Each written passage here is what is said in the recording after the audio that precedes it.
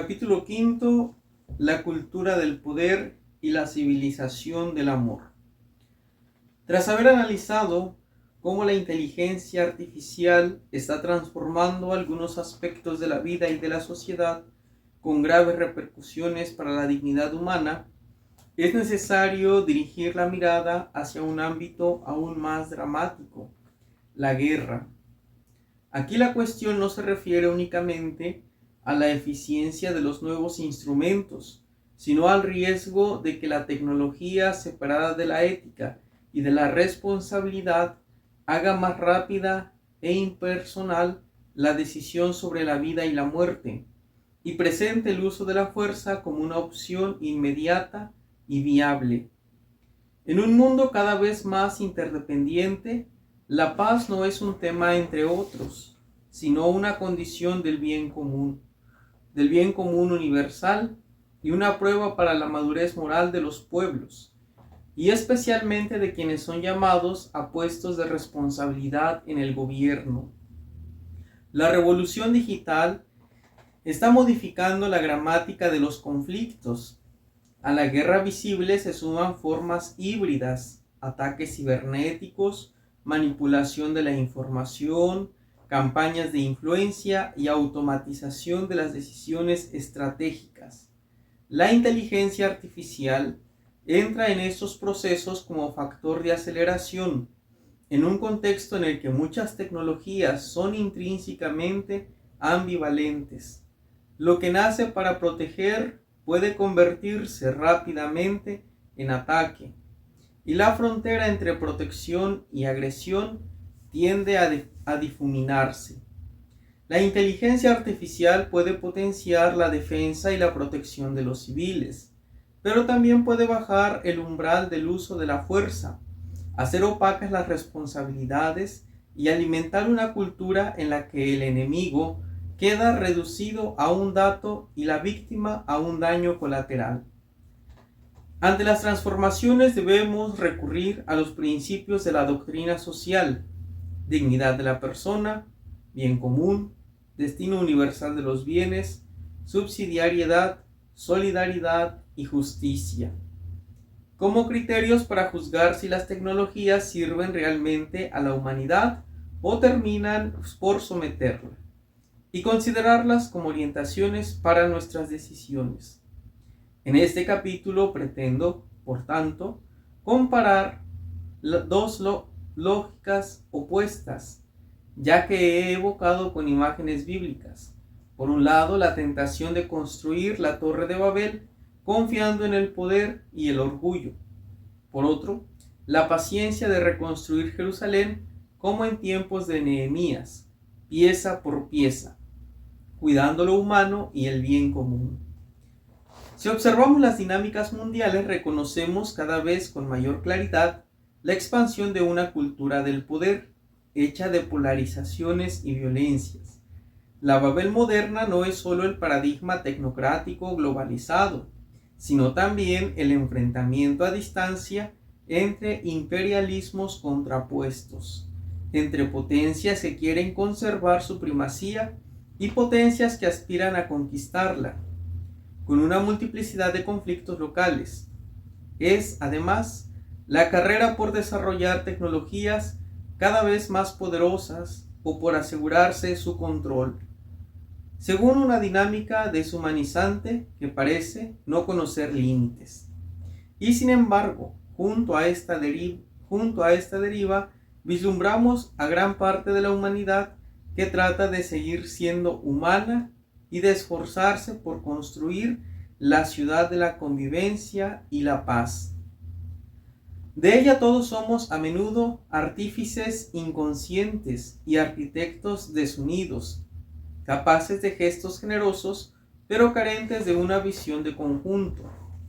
Es una construcción más lenta, menos visible y menos llamativa, que espera ser mejor comprendida y más coordinada, para convertirse así en el compromiso consciente y articulado de cada comunidad, desde la familia hasta el gobierno de los estados y sus relaciones.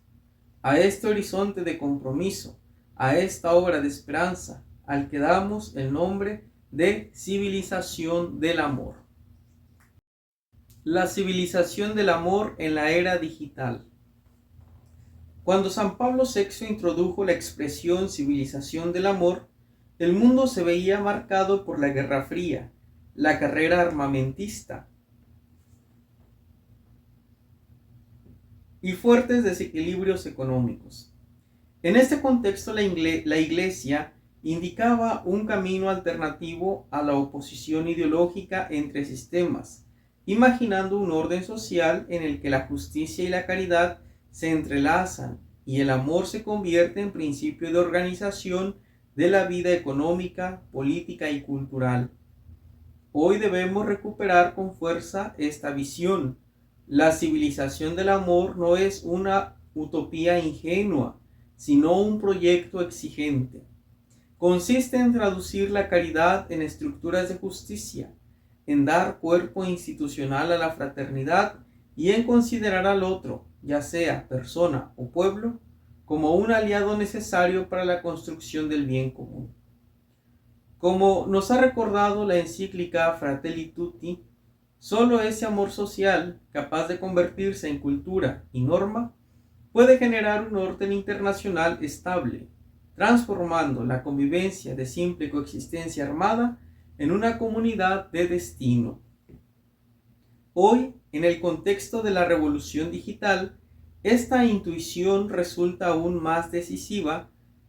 Las redes digitales, la economía globalizada y el desarrollo de la inteligencia artificial crea vínculos cada vez más estrechos, conectando el tiempo real, las decisiones tomadas en un lugar con los efectos que producen en otro.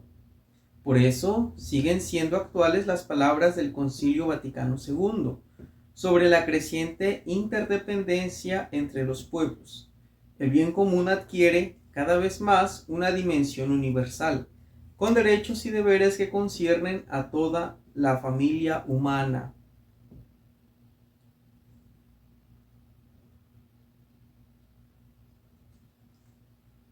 Ya me perdí. Allá. El proyecto de la civilización del amor asume aquí la tarea decisiva de transformar esta interdependencia padecida en una solidaridad deseada y elegida.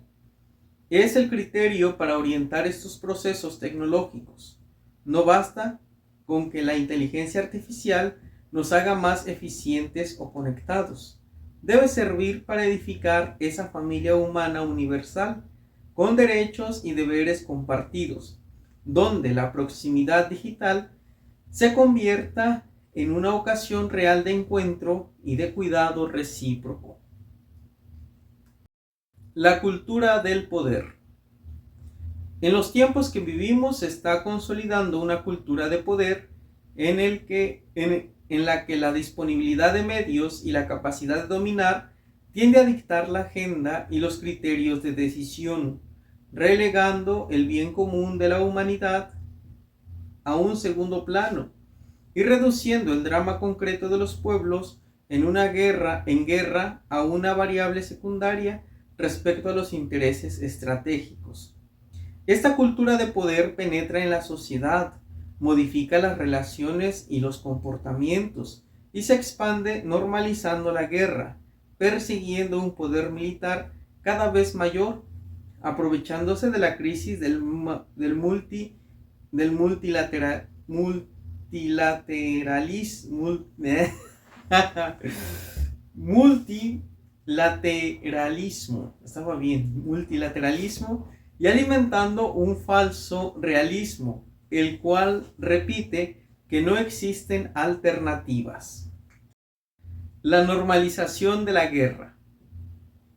En 1965 resonó con fuerza el grito de San Pablo VI ante la Asamblea de la ONU: nunca más la guerra. Nunca más la guerra. Debemos reconocer que a pesar de los deseos y las proclamas de paz, los últimos 60 años han estado marcados por conflictos de una ferocidad impresionante, que a menudo ha afectado masivamente a las poblaciones civiles, causando víctimas inocentes, oleadas de refugiados, desestabilización social y heridas de larga duración.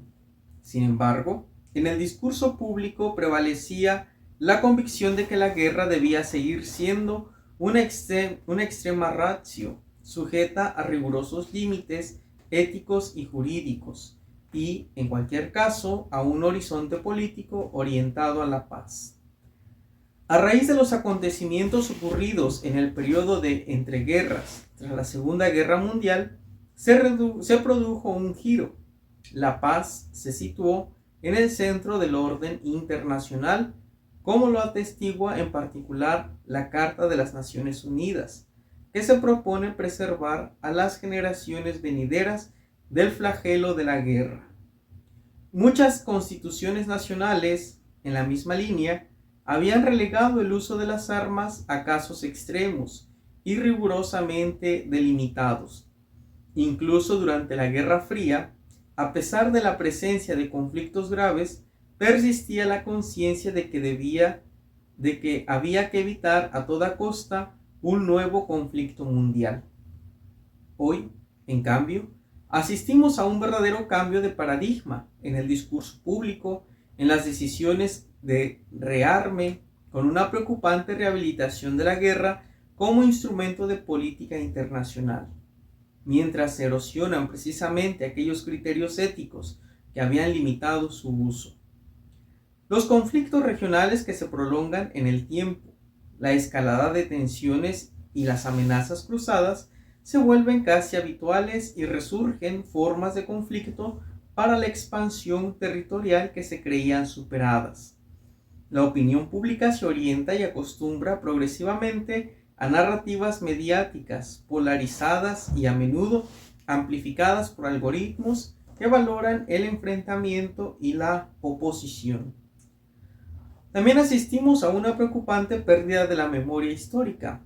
La desaparición gradual de los testimonios directos del Holocausto y de las dos guerras mundiales facilita la reescritura selectiva o distorsionada del pasado. En un clima en el que las noticias falsas y las manipulaciones narrativas empañan las lecciones aprendidas, sin una memoria viva de los horrores de la guerra, las decisiones políticas corren el riesgo de tomarse sobre la base de cálculos de fuerza, carentes de una visión de las consecuencias a largo plazo. A todo esto se suma un elemento nuevo y decisivo: la dimensión mediática y digital.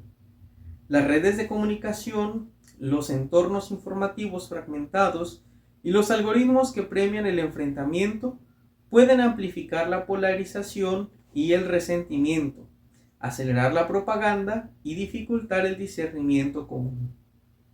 Así la guerra no solo se libra, sino que también se prepara culturalmente, a través de narrativas simplistas, lógicas de amigo-enemigo, desinformación y miedo.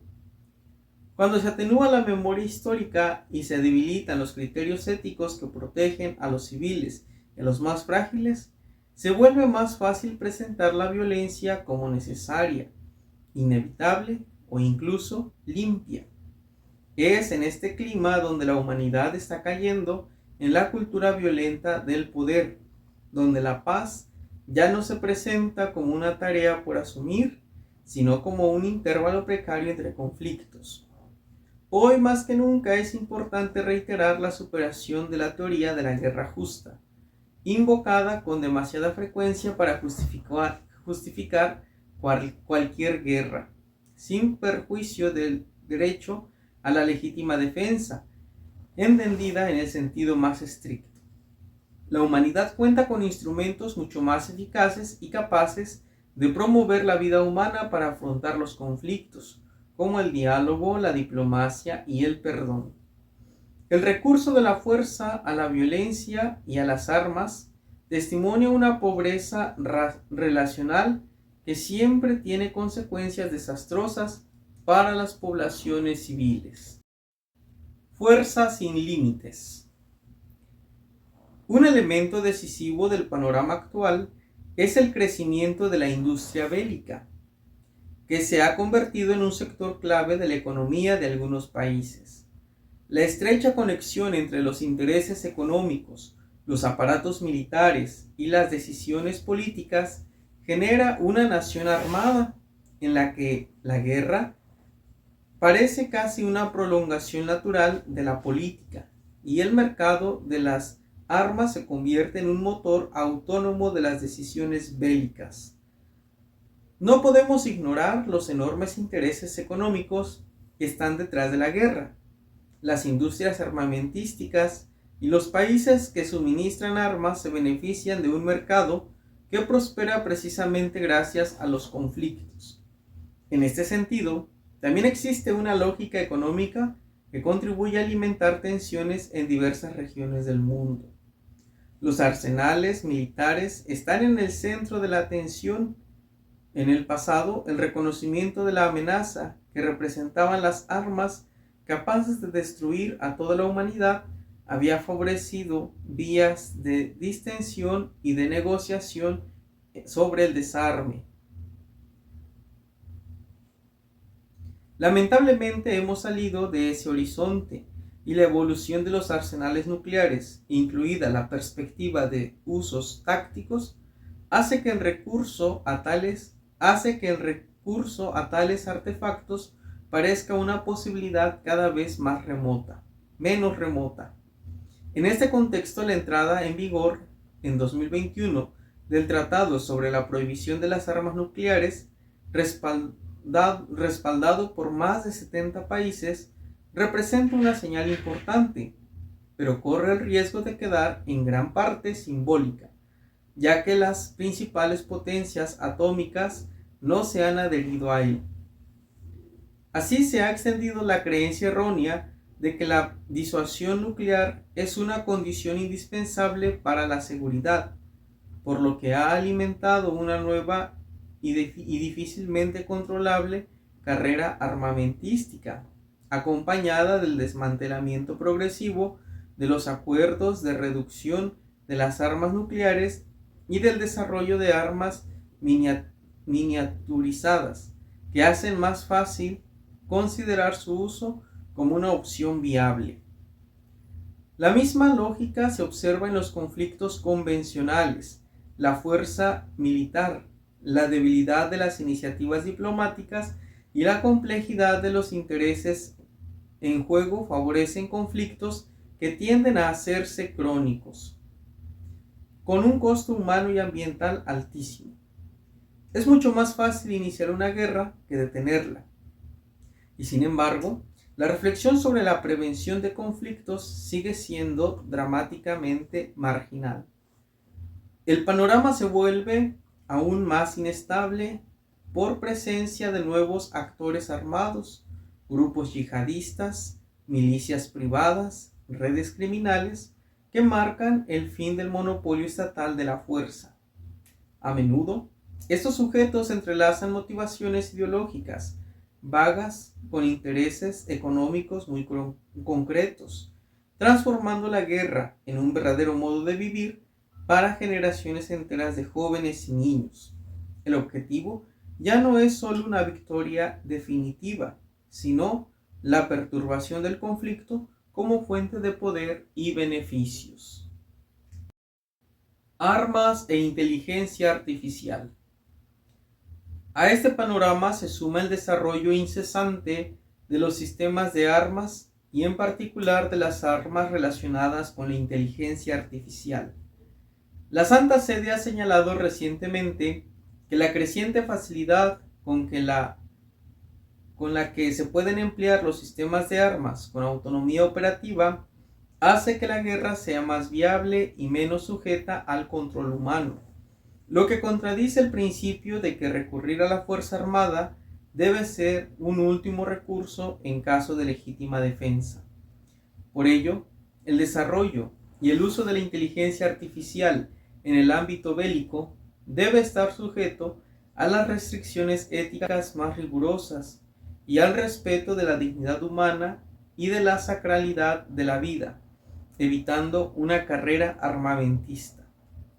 A veces se habla de agentes morales artificiales, como si una máquina pudiera garantizar con mayor coherencia que un ser humano la distinción con mayor coherencia que un ser humano, la distinción, perdón, a veces se habla de agentes morales artificiales, como si una máquina pudiera garantizar con mayor coherencia que un ser humano la distinción entre el bien y el mal.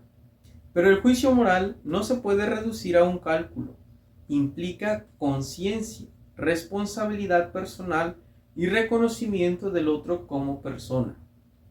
Por eso no es lícito confiar a sistemas artificiales decisiones letales o en cualquier caso irreversibles. No existe algoritmo que pueda hacer que la guerra sea moralmente aceptable.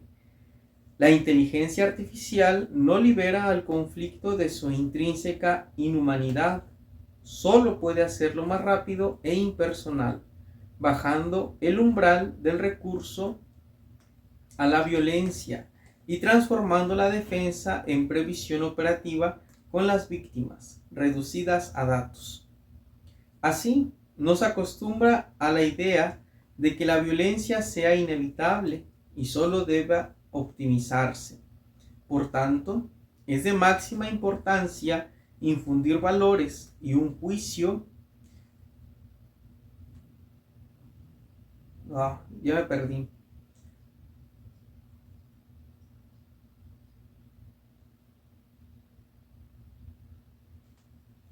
Por tanto, es de máxima importancia infundir valores y un juicio prudente en la programación de los sistemas artificiales que construimos. Estos pueden contribuir a un ecosistema moral en el que los seres humanos estén mejor preparados para escuchar su propia conciencia y en el que los modelos de la inteligencia artificial establezcan límites adecuados. No es suficiente invocar la ética de manera genérica. Es necesario indicar criterios precisos de discernimiento. El primero se refiere a la responsabilidad personal, cuando la decisión de atacar se automatiza o se vuelve opaca, aumenta el riesgo de que se pierda el sentido de la responsabilidad. Por eso la cadena de responsabilidades debe seguir siendo identificable y verificable. Quienes planifican, entran, autorizan y emplean deben poder rendir cuentas de sus decisiones. El segundo criterio se refiere al tiempo de juicio moral.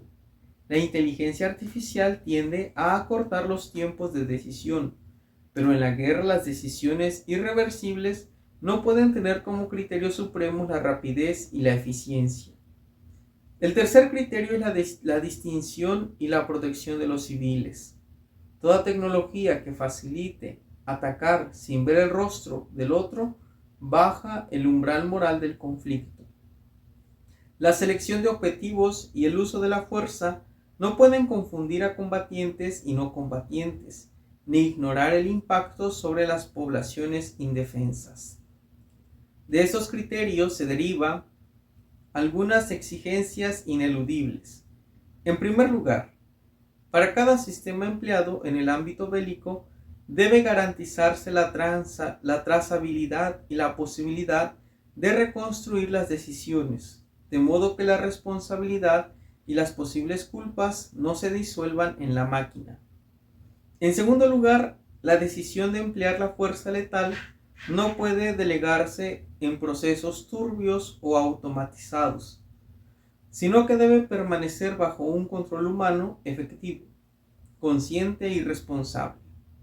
Por último, es necesario establecer reglas compartidas, incluso a nivel internacional, que frenen la carrera armamentística, tecnológica y aseguren una protección especial a los civiles y a las infraestructuras esenciales para la supervivencia. La crisis del multilateralismo. La cultura del poder surge también de la crisis del sistema multilateral.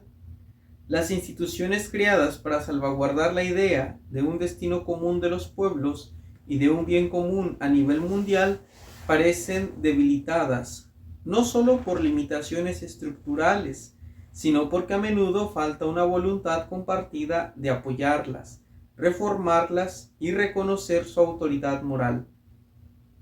En lugar de avanzar, estamos retrocediendo con respecto al giro histórico del siglo XX.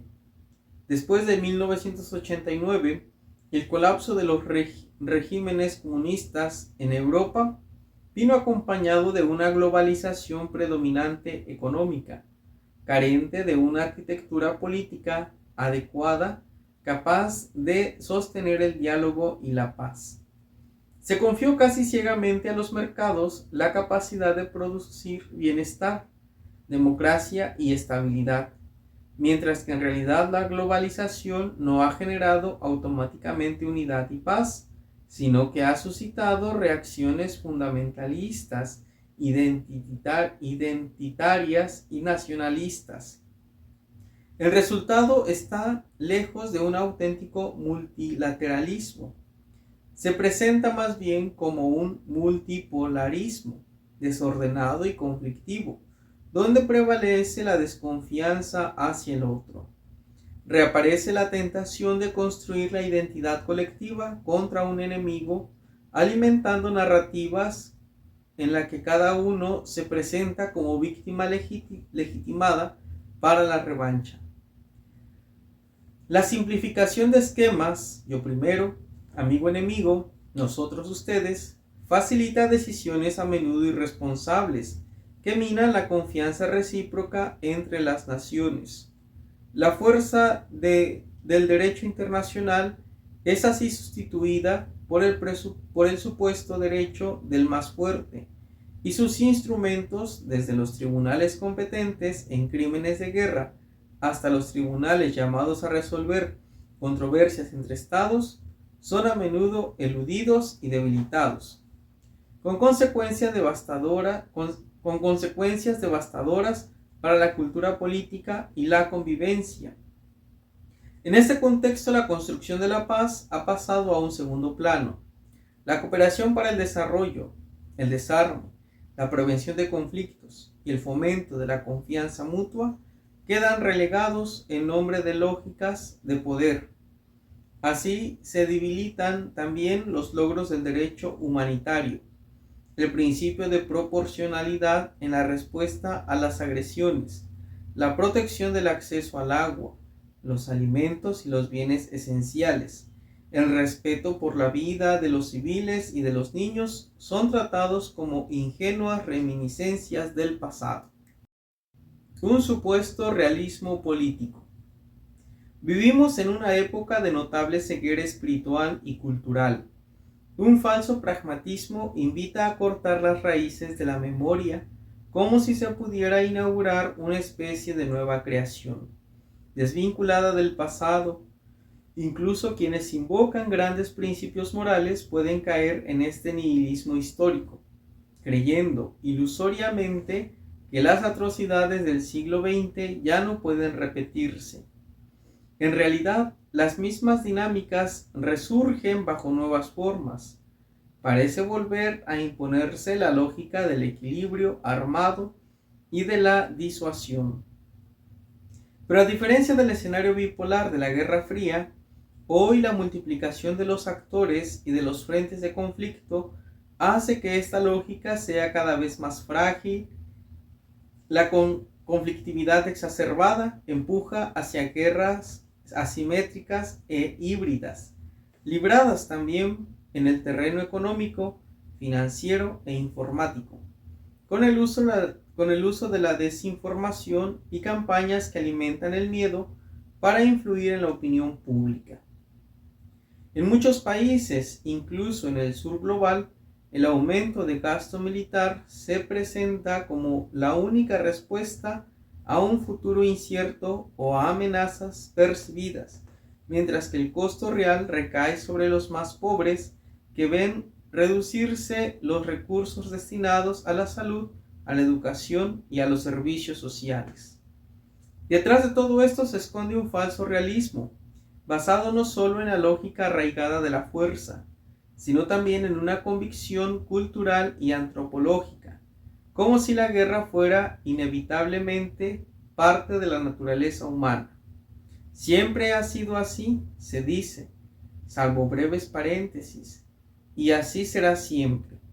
Por lo tanto, el problema ya no es la paz perdida como referencia en el horizonte internacional, sino cómo y cuándo actuar militarmente, mientras se sostiene que sería irresponsable no prepararse para el enfrentamiento.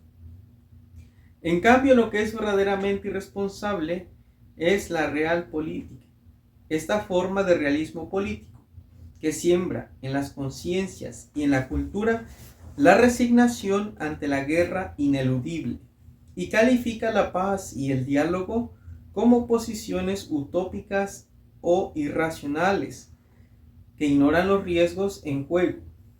Por el contrario, la paz no es una esperanza ingenua ni solo una ausencia de guerra, es fruto siempre posible de la justicia y la caridad. En este clima, el nihilismo y el pragmatismo terminan entrelazándose y normalizando errores gravísimos. Los extremismos religiosos y los fanatismos identitarios se alían con un economicismo irracional, mientras que la política recurre con facilidad a la desinformación, a la ridiculización del adversario y a la construcción sistemática de miedos y resentimientos.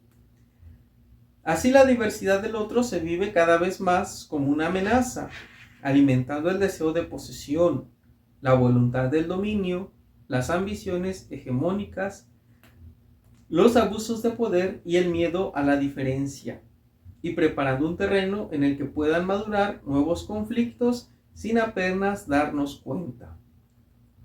En este terreno fértil para nuevas guerras, tal vez aún más peligrosas que las anteriores, ya tienden a perder todo límite ético. Lo que antes se consideraba inaceptable, hoy puede llevarse a cabo sin vacilaciones, mientras que la reacción internacional se adapta a la conveniencia de cada gobierno más que a la gravedad objetiva de los hechos. Las decisiones ahora parecen ser guiadas casi exclusivamente por cálculos económicos, defendidas a través de ilusiones mediáticas, euforias artificiales y sueños que inevitablemente se desvanecen, generando frustración y nueva violencia. Cuando uno se persuade de que nada es verdaderamente real y de que los principios no son más que un envoltorio vacío, la mecha de nuevas explosiones de intolerancia y agresividad se encienden en el corazón mismo de las personas. En este escenario, la pregunta sobre las garantías reales contra las nuevas violencias sigue abierta. Cuando una cultura normaliza y justifica el conflicto, se abre una deriva peligrosa. Lo que hoy parece impensable puede volverse mañana aceptable, en base a cálculos de utilidad o de seguridad. En países marcados por graves tensiones sociales, no podemos excluir que alguien termine considerando el conflicto armado como una forma eficaz de desviar la atención de los problemas internos y como un instrumento de gestión cínica de las dificultades. Una responsabilidad particular recae sobre quienes trabajan en el mundo de la investigación. Todos los protagonistas de este ámbito, científicos, empresarios, inversionistas, autoridades académicas, políticos, entre otros, están llamados a trabajar con una lógica de transparencia y responsabilidad, manteniendo viva la conciencia del amplio marco en el que se inscriben los avances tecnológicos a los que contribuyen, incluidos los relacionados con la inteligencia artificial. Cuando uno se limita a mirar solo a su propio sector, se engaña a sí mismo, creyendo que realiza una tarea moralmente neutra y evita las preguntas sobre los fines últimos que orientan determinados experimentos. Así se corre el riesgo de cooperar, tal vez sin quererlo, en proyectos oscuros que alimentan nuevas formas de violencia, manipulación y dominio. Construir la civilización del amor. La construcción de un mundo en estado de beligerancia permanente es un mal y hay que llamarlo por su nombre. Esta forma de describir la realidad que vivimos puede parecer sombría o pesimista, pero considero que es una denuncia necesaria.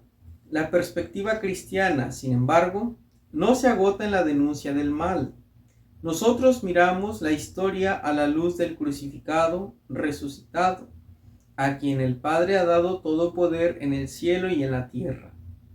No interpretamos el presente como un destino cerrado, sino como un campo abierto a la conversión personal y colectiva. Creemos en la fuerza del reino que se desarrolla a partir de la pequeñez de un grano de mostaza, como una semilla que, una vez sembrada, brota y crece. Mientras el ruido de la confusión nos rodea, el bien crece silenciosamente desde la tierra. Con las palabras del profeta, yo estoy por hacer algo nuevo, ya está germinando, ¿no se dan cuenta? Una lectura atenta de la historia lo confirma. Incluso en las noches más oscuras, el Señor suscita hombres y mujeres capaces de no resignarse y de prevalecer en el bien, y de perseverar en el bien. Personas que protegen a los frágiles y abren caminos de reconciliación. La memoria de los santos y de los justos, de los constructores de la paz, a menudo olvidados, muestra que la gracia no elimina el conflicto con un gesto mágico, sino que genera una resistencia activa al mal y una creatividad sorprendente en el bien. Los cristianos ven las tinieblas y las llaman por su nombre, pero no se quedan paralizados contemplándolas. Conocen la luz y saben que las tinieblas no la recibieron y no pueden vencerla. Por eso sirve al bien incluso donde el dolor parece tener la última palabra, sostenidos por una esperanza teologal que da una realidad, un horizonte, que da a la realidad un horizonte y una dirección. Todos podemos dar nuestro aporte. En este punto, sin embargo, se insinúa una tentación sutil.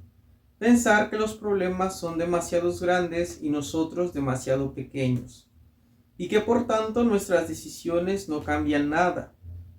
Es una forma elegante de rendirse, a menudo disfrazada de realismo. Claro, no todos tienen el mismo poder de influir sobre la realidad.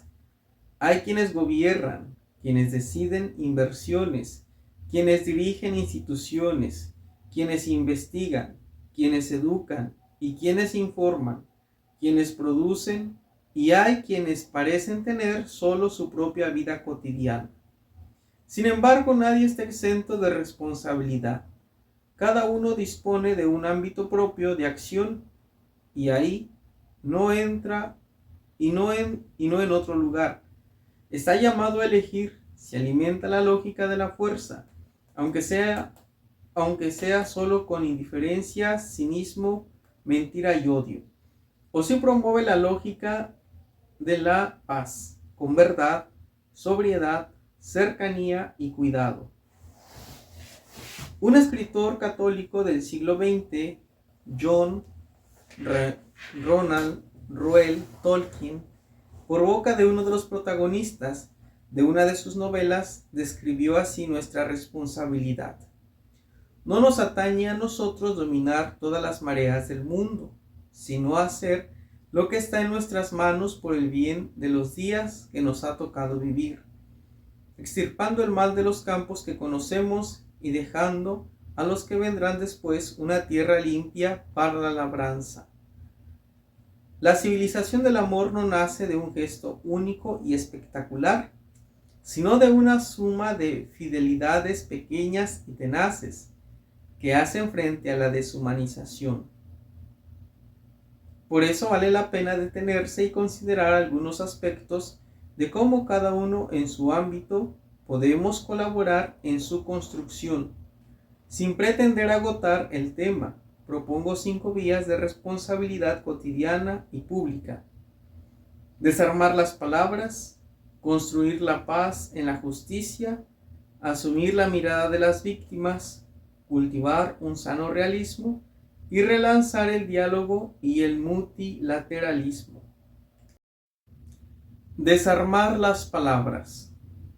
La primera contribución que podemos hacer a una civilización más humana es prestar atención a nuestras palabras.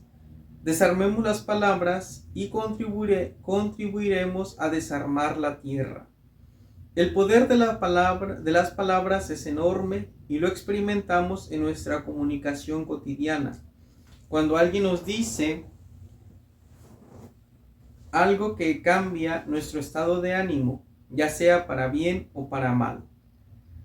La paz comienza por cada uno de nosotros, por el modo en el que miramos a los demás, escuchamos a los demás, hablamos de los demás. Y en este sentido, el modo en que comunicamos tiene una importancia fundamental. Debemos decir no a la guerra de las palabras y de las imágenes. Debemos rechazar el paradigma de la guerra. Todos debemos, por tanto, hacer un examen de conciencia sobre las palabras que usamos, sobre los prejuicios de los que están impregnadas y sobre la agresividad abierta o encubierta que las motiva. Tenemos una responsabilidad real de contribuir al bien cada vez que decimos la verdad, que damos un consejo sabio, que apoyamos a quien necesita consuelo, que denunciamos una injusticia o damos voz a quien no la tiene. Construir la paz en la justicia. Todos, a cualquier nivel, podemos contribuir al fundamento de la paz, que es la justicia. De hecho, no buscamos una paz cualquiera, una ausencia de conflictos a cualquier precio, sino esa paz verdadera que nace de la justicia. Hay una estrecha relación entre la justicia de cada uno y la paz de todos. Al comentar el versículo del Salmo, la justicia y la paz se besarán, San Agustín describe: nadie hay que no desee estar en paz, pero que todos quieran practicar la justicia. Nadie hay que no desee estar en paz, pero no todos quieren practicar la justicia. Pero tú debes practicar la justicia, ya que la paz y la justicia se besan, no están en discordia. ¿Y tú? ¿Por qué no estás de acuerdo con la justicia? Por ejemplo, te dice la justicia: no robes, y tú no le haces caso. No cometas adulterio, y te haces el sordo. No hagas a otro lo que tú no quieres que te hagan. No cometas a otro lo que no quieres que comenten de ti. Voy a ir a clases de lectura. No comentes de otros lo que no quieres que comenten de ti. ¿Quieres encontrarte con la paz? Practica la justicia. No nos cansemos entonces de buscar la justicia. Asumir la mirada de las víctimas.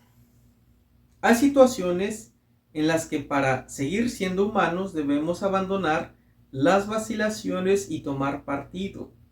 Hay conflictos en los que no es justo permanecer neutrales y no basta pensar en no ser cómplices.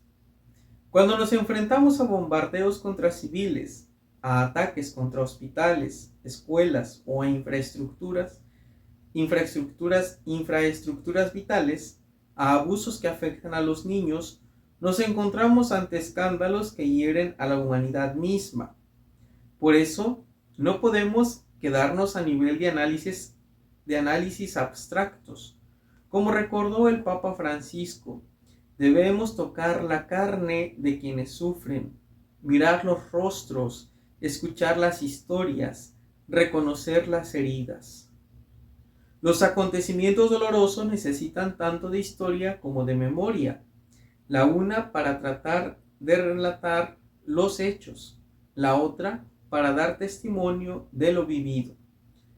Dar espacio a la información y a la educación, a la mirada y a la voz de las víctimas ayuda a tomar verdadera conciencia del abismo de maldad que encierra la guerra y en general toda forma de violencia, a no aceptar como normal la lógica del conflicto, a no apartar la mirada cuando se comete una afrenta contra la dignidad humana, a devolver a las personas afectadas la dignidad de ser reconocidas y escuchadas. La atención a estas voces alimenta la convicción de que, más allá de las minorías violentas, la humanidad no desea la guerra. La Iglesia puede ser de modo especial un lugar de memoria viva de las víctimas, como recordaba San Pablo VI. Ella siente que debe hacer suyas tanto la voz de los muertos de las guerras pasadas como la de los vivos que aún llevan sus heridas, para que su grito se convierta en un llamamiento a la paz, a la concordia, y no en un preludio de nuevos conflictos. Cultivar un sano realismo. Necesitamos un sano realismo que evite tanto el idealismo político como el cinismo. De hecho, existe un idealismo que para salvar su propia visión del mundo selecciona los hechos, los manipula, los renombra y termina habitando una realidad construida a la medida de sus propias convicciones. Por otro lado, existe también un realismo degradado que confunde la constatación con la resignación. Dado que la fuerza domina, concluye que debe dominar. El realismo auténtico no renuncia a cambiar el mundo. Comienza por ver con claridad los intereses, los miedos, las limitaciones y las relaciones de poder, precisamente para calcular qué es posible lograr y con qué pasos.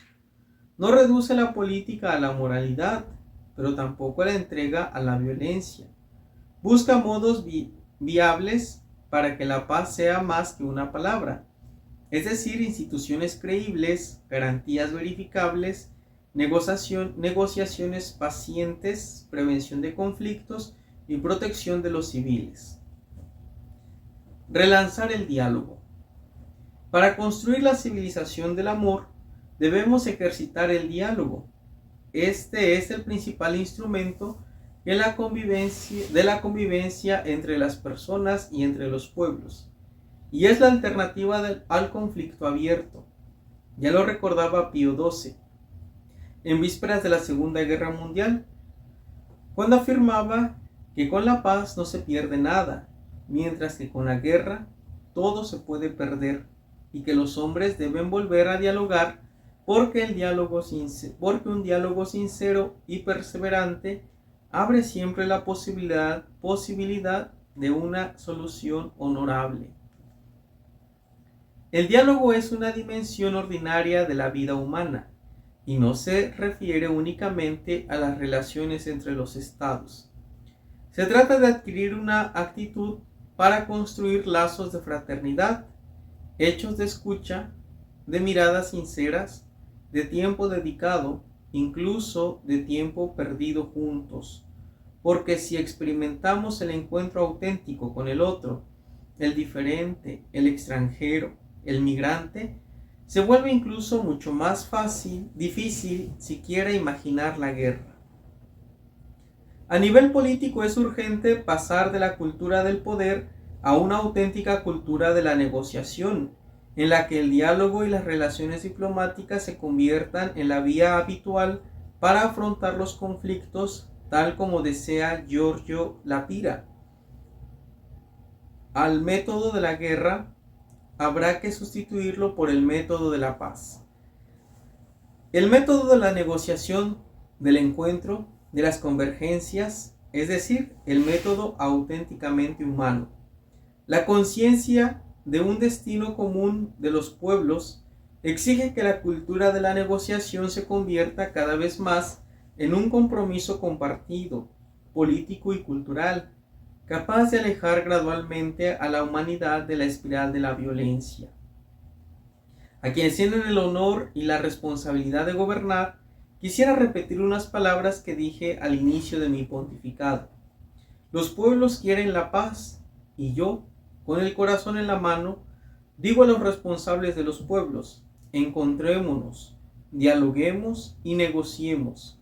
La guerra nunca es inevitable. Las armas pueden y deben callar porque no resuelven los problemas, sino que los aumentan. Porque pasarán a la historia quienes siembran la paz, no quienes cosechan víctimas. Porque los demás no son ante todo enemigos, sino seres humanos. No son malos a quienes odiar, sino personas con quienes hablar. Rechacemos las visiones maniqueas típicas de los relatos violentos, que dividen el mundo entre buenos y malos. Al rechazar la lógica de la violencia, el diálogo entre las religiones tiene un papel decisivo, porque en el centro de los grandes caminos espirituales se encuentra un mensaje de paz. Quien utiliza el nombre de Dios para legitimar el terrorismo, la violencia o la guerra, traiciona su rostro. Luchar en nombre de la religión significa, en realidad, golpear a la religión misma. El espíritu de Asís, promovido por San Juan Pablo II y continuado en el compromiso del Papa Francisco, por ejemplo, en el diálogo con el gran imán de Al-Azhar, muestra que los creyentes pueden volver a beber de las fuentes más auténticas de sus tradiciones espirituales, donde no hay más que el odio, donde no hay lugar para el odio sacralizado. La necesidad de la diplomacia y el multilateralismo. En las relaciones internacionales, el diálogo es el instrumento insustituible de la diplomacia para prevenir los conflictos y restablecer los lazos de confianza. Frente a las comunicaciones impulsivas, las retóricas agresivas y las lógicas de poder que marcan nuestro tiempo, la vocación de la diplomacia es aquella que favorece el diálogo con todos, incluidos los interlocutores que se consideran más incómodos o que no se estiman legítimos para negociar, utilizando hasta el extremo la humildad y la paciencia para recuperar los más tenues signos de buena voluntad de las partes en conflicto, a fin de iniciar una pacificación. También el ciberespacio se ha convertido en terreno de enfrentamiento. Los ataques informáticos, la manipulación de datos y las campañas de influencia orquestadas con la ayuda de la inteligencia artificial pueden desestabilizar países enteros, incluso antes de que se llegue a un enfrentamiento armado abierto. En este ámbito, además, la atribución de responsabilidades es a menudo incierta. Cuando no está claro quién ha atacado, crece el riesgo de reacciones desproporcionadas, errores de evaluación y espirales de escalada. Por eso hace falta una diplomacia capaz de operar también en este nuevo entorno, negociando reglas compartidas sobre el uso de las tecnologías digitales, protegiendo a los civiles y a los más vulnerables de formas de violencia invisibles, pero no por ello menos reales. Las organizaciones internacionales, en particular la ONU, sigue siendo instrumentos esenciales para promover una civilización del amor. Al apoyar el diálogo entre las naciones, la solución pacífica de los conflictos, el desarrollo integral de los pueblos, la protección de las personas más vulnerables, el desarme y el cuidado de la creación. A través de estas instancias, la comunidad internacional puede tratar de reducir las desigualdades, defender los derechos de los refugiados y de las minorías, liberar recursos destinados al armamento para destinarlos a la promoción humana y proteger la casa común. La Santa Sede apoya y acompaña este compromiso, aunque reconoce que la actual debilidad de la ONU y del sistema político internacional revela la necesidad de reformas profundas. No se trata solo de ajustes técnicos, porque la crisis de convicciones y de valores afecta también a los fundamentos éticos de la vida de las naciones y dificulta orientar el multilateralismo hacia un verdadero bien común. En el contexto internacional, la diplomacia de la Santa Sede asume el principio evangélico de la misericordia como criterio concreto de la acción política. Es una de las formas en que la Santa Sede se pone al servicio de la humanidad, llamando a las conciencias a la caridad y a la verdad, defendiendo la dignidad de cada persona y haciéndose voz de los pobres, de los migrantes y de las víctimas de las guerras. De este modo, la diplomacia pontificia expresa la catolicidad de la Iglesia, contribuye a la construcción de una civilización de amor en la que también las nuevas tecnologías estén orientadas al bien común. Orar y esperar. Estas vías de compromiso se nutren de la oración y la alimentan. Para nosotros el efecto de la paz, ante todo, proviene de Dios. Dios que nos ama a todos incondicionalmente. Es un don entregado por Jesús a sus discípulos el día de la Pascua. La paz esté con ustedes. Esta es la paz de Cristo resucitado, una paz desarmada y una paz desarmante, humilde y perseverante. Con estas palabras saludé a la Iglesia y al mundo el día de mi elección a la sede de Pedro. Deseo repetirlas para invitar a todos a pedir este don. No nos cansemos de orar por la paz y de comprometernos a hacer la realidad en nuestras relaciones y en la sociedad.